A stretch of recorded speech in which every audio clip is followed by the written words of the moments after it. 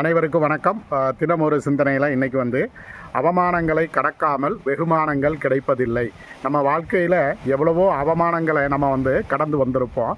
அப்படி அவமானங்களை கடந்து வருவதனால மட்டும்தான் நமக்கு சில நேரங்களில் என்ன ஆகும் அப்படின்னா ஒரு மிகப்பெரிய அனுபவம் கிடைக்கும்.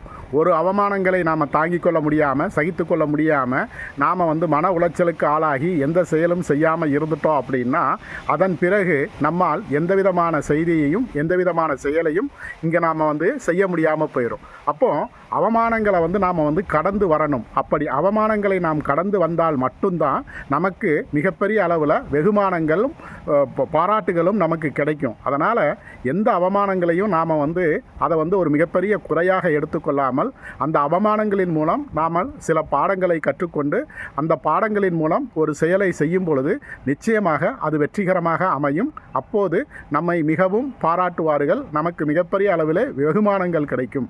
அதனால் அவமானங்களை பற்றி நாம் எதையும் கவலைப்பட தேவையில்லை. அது என்றாவது ஒரு நாள் நமக்கு நல்லதாகவே முடியும். நன்றி.